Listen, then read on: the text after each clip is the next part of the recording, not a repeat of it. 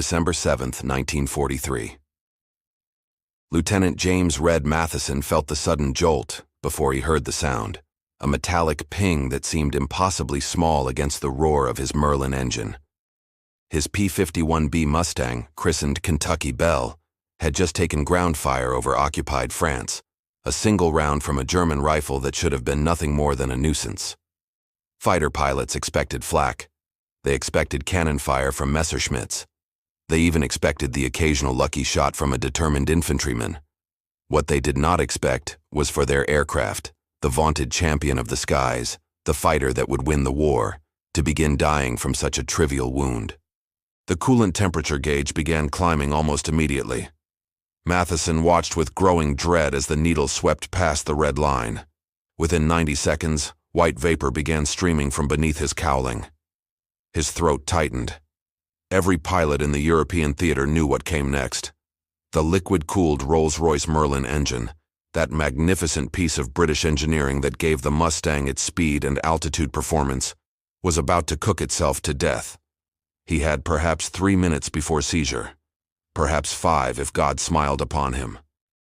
The French countryside below offered no friendly airfields, only occupied territory and a long walk to a prisoner of war camp, if the Gestapo didn't find him first. This scene played out hundreds of times across the war-torn skies of Europe and the Pacific between 1943 and 1945, and it stemmed from a design decision that seemed entirely reasonable on the drafting tables of North American aviation in California. The P-51 Mustang represented the pinnacle of fighter design, combining American airframe engineering with British power plant technology. It could escort bombers all the way to Berlin and back. It could outmaneuver almost anything the Luftwaffe threw at it. It could reach speeds exceeding 400 miles per hour.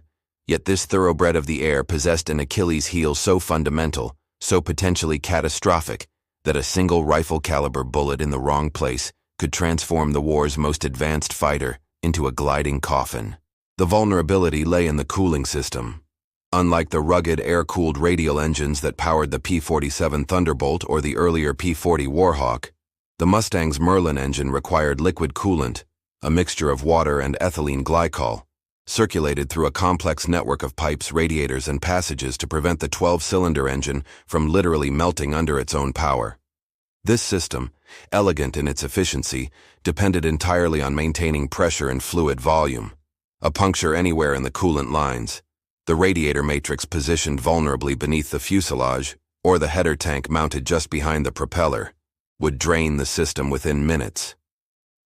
Without coolant, the aluminum cylinder heads would warp, pistons would seize, and the engine would destroy itself with mechanical violence. According to research preserved in the United States Air Force Historical Research Agency archives, this vulnerability accounted for a disproportionate number of P-51 losses, not from enemy fighters engaging in honorable aerial combat, but from ground fire, from spent shell casings tumbling through the air during bomber formations, even from debris kicked up during low-level strafing runs.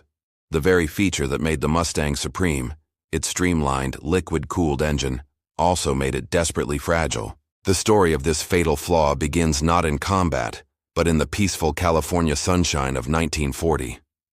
North American Aviation received a contract from the British Purchasing Commission to design a new fighter aircraft. Britain, standing alone against Nazi Germany after the fall of France, desperately needed modern fighters to replace losses in the Battle of Britain. The company's chief engineer, Edgar Schmood, assembled a team that included aerodynamicist Ed Horkey and project engineer Raymond Rice. They had an audacious goal: design and build a prototype in just 120 days. Schmood, a German immigrant who had fled Europe in 1930, brought with him an intimate understanding of advanced aerodynamics. He envisioned an aircraft with laminar flow wings, a revolutionary design that would slip through the air with minimal drag. To maximize performance, every decision prioritized speed and range. The team selected the Allison V1710 engine initially, a liquid-cooled power plant that offered excellent high-altitude performance and a slim frontal profile. This choice allowed for the Mustang's distinctively sleek nose and streamlined fuselage, dramatically reducing drag compared to the blunt-nosed radial engine fighters then in service. The prototype, designated NA-73, rolled out in September 1940, an astonishing 102 days after the contract signing.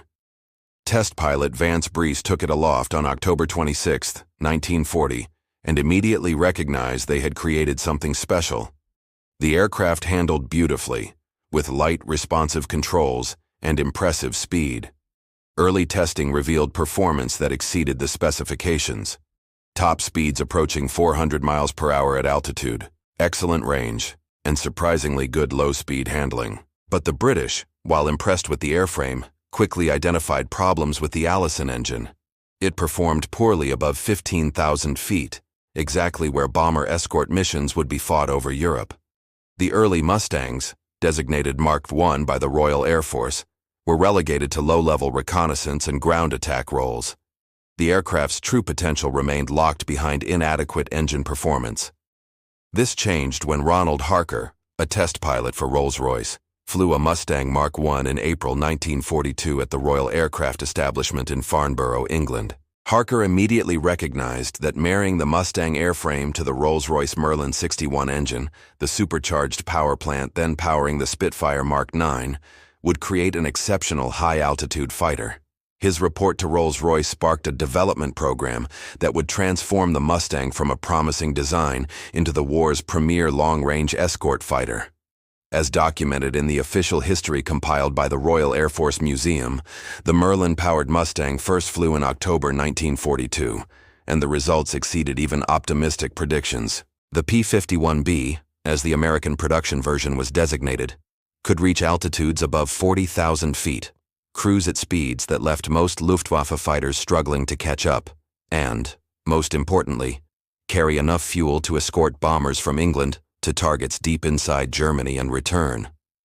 General Henry Hap Arnold, commanding general of the United States Army Air Forces, recognized the Mustang as the solution to the devastating losses suffered by unescorted bomber formations over Europe. Production ramped up dramatically. By mid-1943, P-51s began reaching operational squadrons in England. Yet with each aircraft delivered, North American aviation and the Army Air Forces delivered that same critical vulnerability. The cooling system remained exposed, fragile, and utterly essential to engine survival. March 6, 1944. The 8th Air Force launched its first major bomber raid on Berlin, and Captain Don Gentile of the 4th Fighter Group flew escort in his P-51B Shangri-La. The mission would demonstrate both the Mustang's strategic importance and its deadly vulnerability.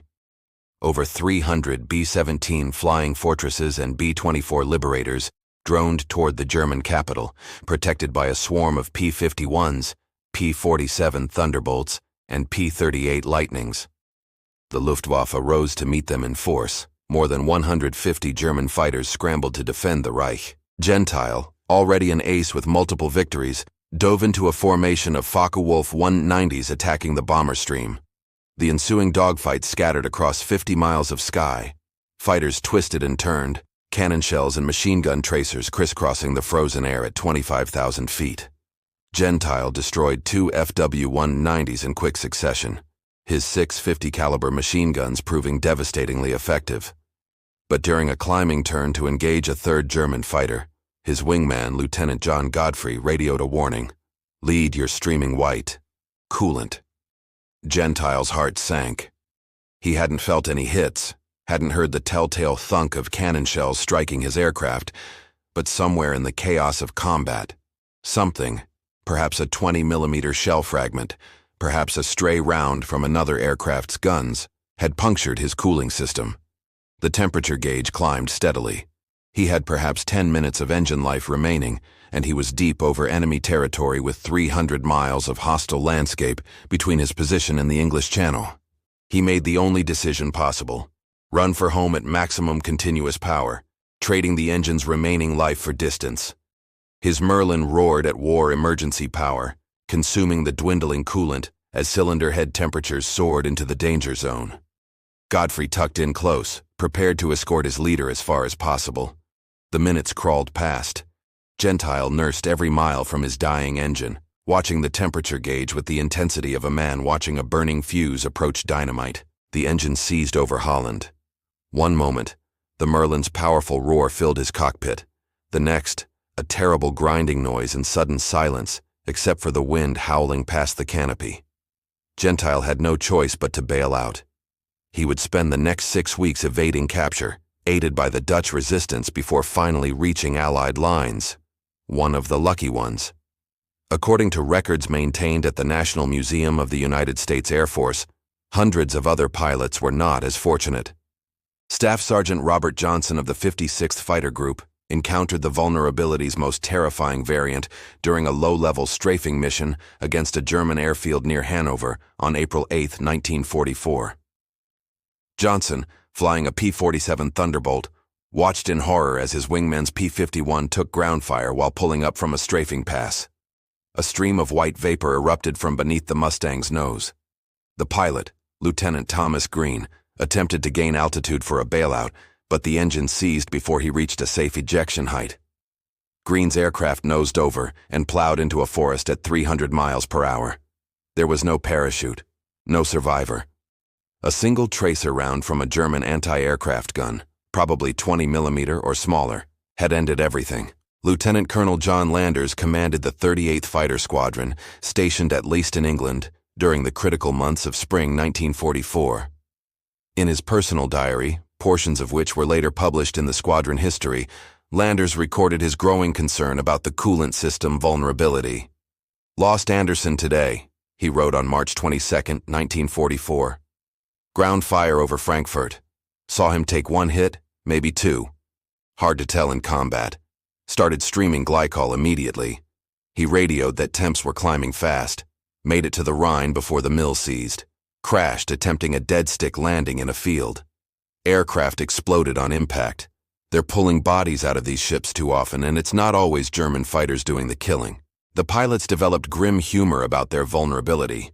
They called the belly-mounted coolant radiator the built-in can opener, referencing how easily ground fire could puncture it.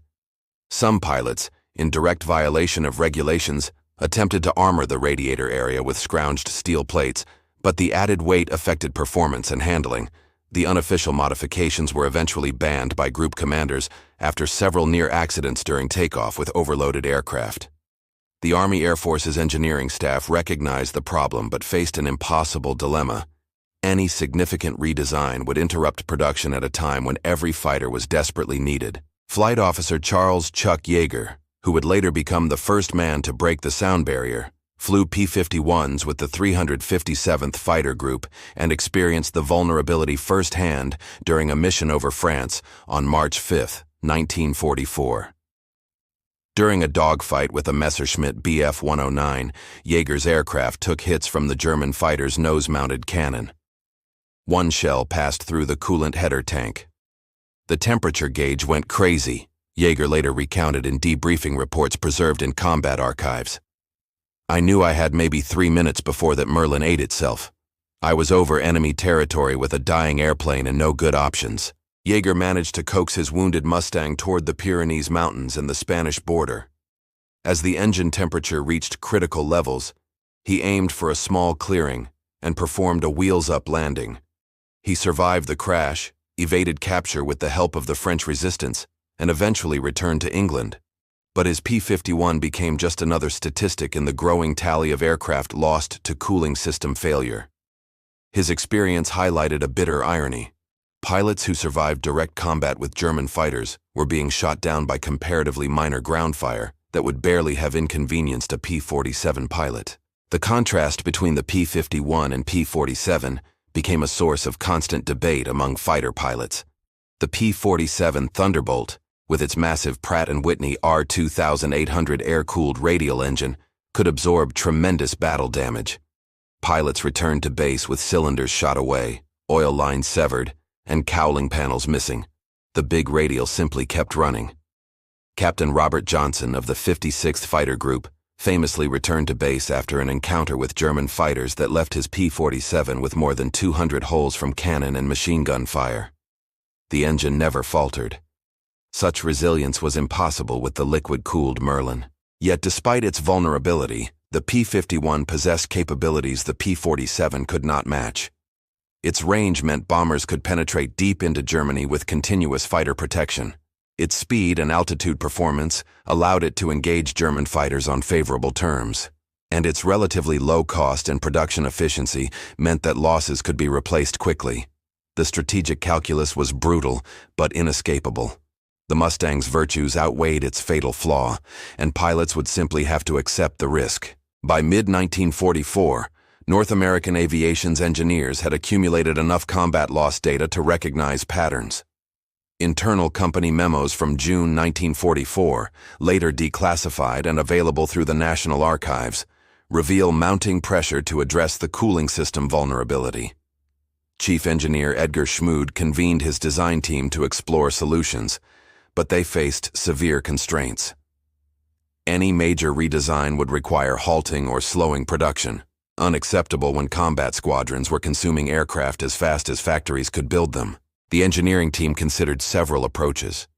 One proposal involved relocating the main coolant radiator from its vulnerable ventral position to wing-mounted installations, similar to the arrangement used on some German fighters.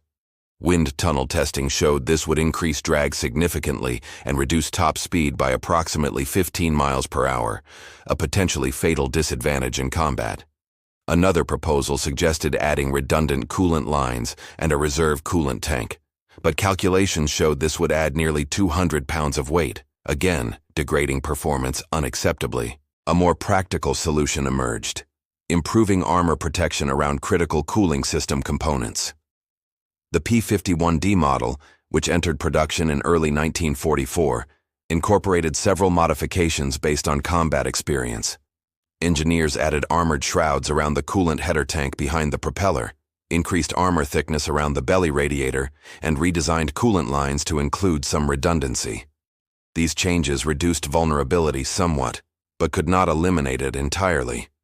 Physics imposed absolute limits. The cooling system required radiators with thin metal fins to dissipate heat efficiently. Heavy armor would defeat the entire purpose of the design. The P-51D also introduced a bubble canopy that dramatically improved pilot visibility, a change that helped pilots spot threats earlier and potentially avoid ground fire. Combat reports suggested the improved visibility saved lives, though quantifying this benefit proved difficult. What was measurable was the continued loss rate from coolant system damage. Even with improvements, P-51Ds remained vulnerable to the same fundamental problem. A single lucky shot could still doom the aircraft. Test pilot Bob Chilton, working for North American Aviation at the company's Los Angeles facility, flew experimental P-51s fitted with various protective modifications throughout 1944. In a report dated September 15, 1944, he noted, "Armor additions provide marginal improvement against small arms fire, but remain inadequate against 20mm or larger cannon shells. The fundamental problem persists. Liquid cooling requires components that cannot be adequately armored without destroying the performance advantages that make the Mustang valuable in the first place. We are attempting to armor a system that by its nature resists armor." Meanwhile, in the European theater, maintenance crews developed their own unofficial solutions. Ground crews at some bases fabricated wire mesh guards to protect coolant lines from debris during ground operations. Others experimented with self-sealing coolant lines similar to self-sealing fuel tanks, but the pressures and temperatures involved made this approach impractical. The cooling system operated at much higher pressures than fuel systems, and the self-sealing compounds then available could not function reliably under those conditions. An interesting alternative emerged from the British, who had been operating Mustangs longer than the Americans.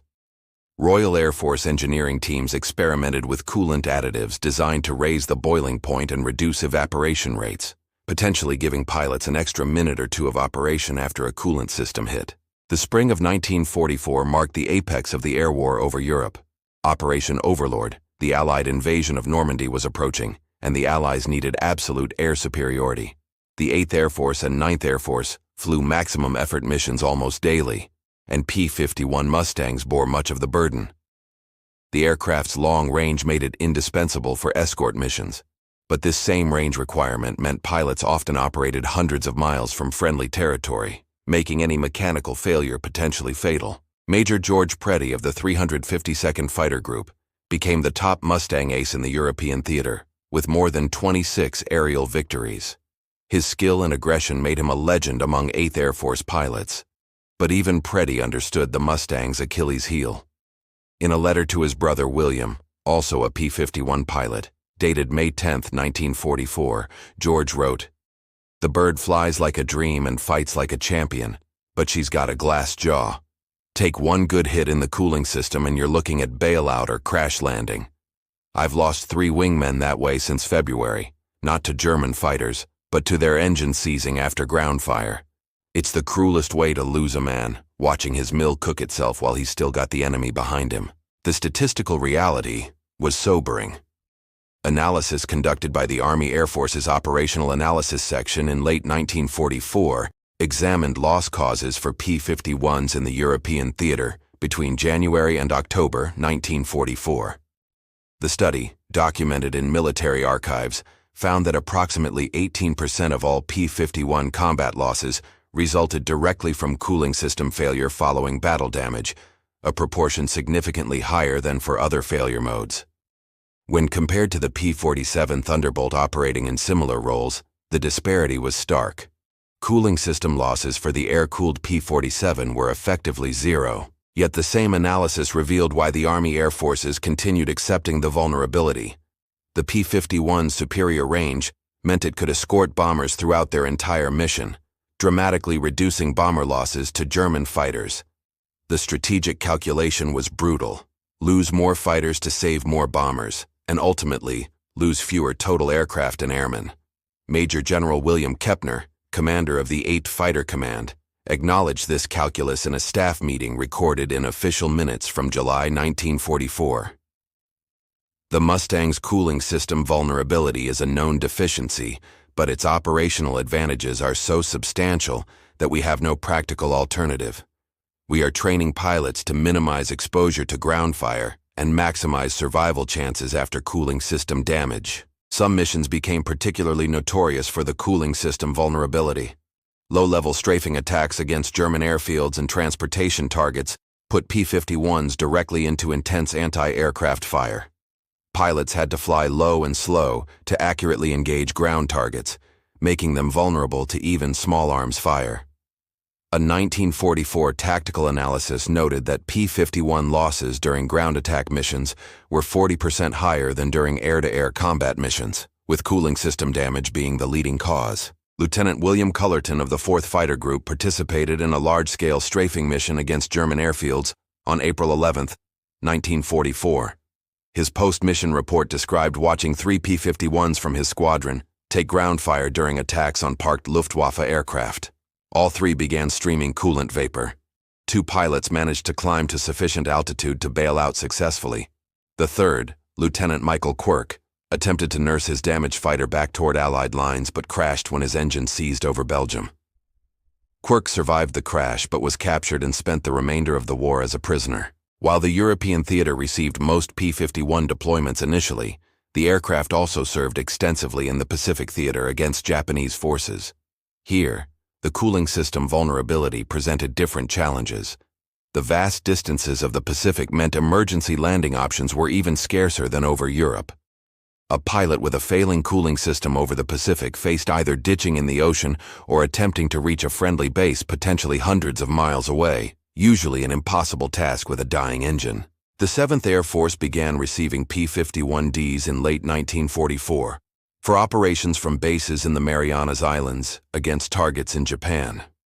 Major Robert Moore commanded a P-51 squadron operating from Iwo Jima, the volcanic island captured in February and March 1945 after brutal fighting. From Iwo Jima, P-51s could escort B-29 Superfortress bombers all the way to Tokyo and back, missions covering more than 1,500 miles of mostly open ocean. Japanese anti-aircraft defenses differed from German defenses in important ways. The Japanese relied more heavily on smaller caliber automatic weapons, typically 20mm and 25mm cannons with high rates of fire. These weapons produced a dense curtain of fire that was less accurate than German 88mm flak, but covered larger areas. For P-51 pilots, this meant greater risk of taking multiple small hits rather than 1 or 2 heavy hits. Any of these small hits could puncture the cooling system, Captain Jerry Yellen flew P-51 Mustangs from Iwo Jima during the final months of the war against Japan. In his memoir, later published decades after the war, Yellen described a mission over Tokyo on May 29, 1945. "We were escorting B-29s at about 20,000 feet when Japanese fighters came up to intercept. During the dogfight, I saw one of our guys, Lieutenant Raymond Corzine, take hits from a Kawasaki Ki-61 fighter. His coolant system was breached. You could see the white vapor trail streaming back from his radiator. He radioed that his temperature was climbing fast. We were 300 miles from Iwo Jima, mostly over water. Corzine attempted to maintain altitude while heading back toward Iwo Jima, but his Merlin engine seized approximately 40 minutes later, still 200 miles from base. He ditched in the Pacific Ocean. Air-sea rescue forces launched immediately, but the search area was vast and the Pacific unforgiving. Corzine was never recovered. His loss exemplified the particular cruelty of the cooling system vulnerability in the Pacific theater. The aircraft itself might be salvageable after a ditching, but pilot survival in shark-infested waters far from rescue was unlikely. The 5th Air Force, operating P-51s from Philippine bases against Japanese targets, encountered similar problems during ground attack missions against Japanese shipping and installations. Major Thomas McGuire, who became one of America's highest-scoring aces, flew P-38 Lightnings rather than P-51s, partly because the twin-engine Lightning offered redundancy that the single-engine Mustang could not match. If one engine failed, a P-38 could limp home on the other. A P-51 with a seized Merlin had no such option. Japanese pilots, briefed on American aircraft vulnerabilities, specifically targeted the P-51's cooling system when possible. Captured Japanese documents from after the war, translated and archived by military intelligence, included tactical guidance for fighter pilots emphasizing the Mustang's susceptibility to radiator damage. One document dated March 1945 noted, "The American P-51 fighter is very fast and well-armed, but depends on liquid engine cooling. Concentrated fire against the lower fuselage and radiator area will often result in the American fighter being forced to withdraw from combat, even if not immediately shot down." The war in Europe ended on May 8, 1945, and the war against Japan ended on August 15, 1945. The P-51 Mustang's combat record was extraordinary. Allied pilots flying Mustangs destroyed thousands of enemy aircraft in air-to-air combat and inflicted devastating losses on ground targets. The aircraft enabled the strategic bombing campaign that crippled German industry and oil production, arguably shortening the war. Yet the butcher's bill included hundreds of pilots lost to the cooling system vulnerability, men who might have survived had they been flying aircraft with air-cooled engines. Post-war analysis by the Army Air Forces revealed the full scope of the problem. Between January 1944 and August 1945, the 8th Air Force alone lost approximately 450 P-51s to cooling system failure following battle damage, roughly 8% of total P-51 losses in the theater. These numbers did not include aircraft that returned to base with cooling system damage, but were written off as unrepairable. Nor did they include pilots who were wounded or killed when their aircraft crashed following engine seizure from coolant loss. The experience influenced post-war fighter design significantly. When the United States Air Force began developing jet fighters in the late 1940s, engineers carefully considered the vulnerability lessons learned from the P-51. Early jets used turbojet engines that, while requiring cooling systems for oil and accessories, did not depend on liquid cooling to the same degree as piston engines. The catastrophic failure mode of a punctured coolant system became less of a concern. However, the vulnerability lesson was not entirely learned. Some later aircraft, including the F-105 Thunderchief of the Vietnam War era, again suffered significant losses due to cooling system damage. The surviving P-51 pilots carried memories of the vulnerability throughout their lives. Colonel Clarence "Bud" Anderson, who completed 116 combat missions in P-51s without being shot down, later reflected on the aircraft's greatest weakness. "We all knew one good hit in the wrong place could end your day immediately. You learned to respect that vulnerability. It made you more careful during strafing runs, more aware of ground fire. But you couldn't let fear paralyze you. We had a job to do. We just accepted that the Mustang, for all its greatness, could be killed by something as small as a rifle bullet if that bullet found the right spot. Edgar Schmood, the P-51's primary designer, addressed the cooling system issue in a 1953 technical paper published by the American Institute of Aeronautics and Astronautics.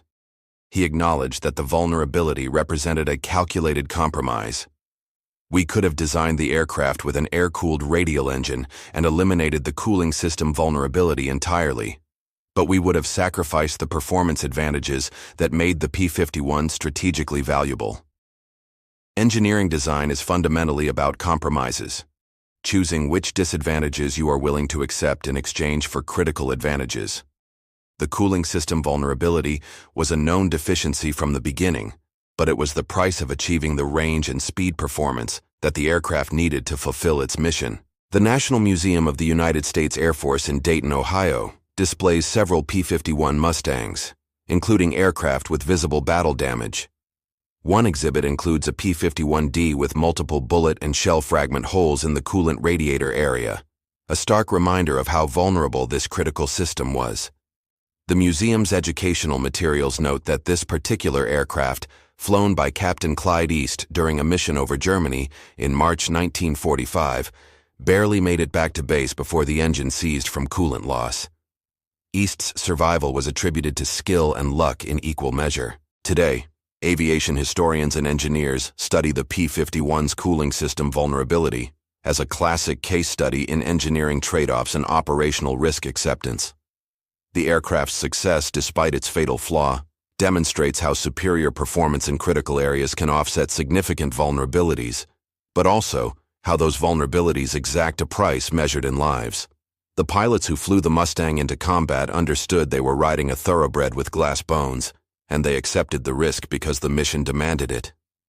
Their sacrifice, and the sacrifice of those who did not return, stands as testament to both the aircraft's greatness and its deadly imperfection. The P-51 Mustang remains one of history's most celebrated fighter aircraft, a symbol of Allied air power and American engineering prowess.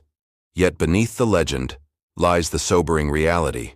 Excellence in one dimension cannot eliminate vulnerability in another, and even the finest machines carry flaws that can prove fatal. The white vapor trail streaming from a damaged Mustang's radiator became an all-too-familiar sight in the skies over Europe and the Pacific, a visible marker of the thin line between triumph and tragedy that defined aerial warfare in the Second World War.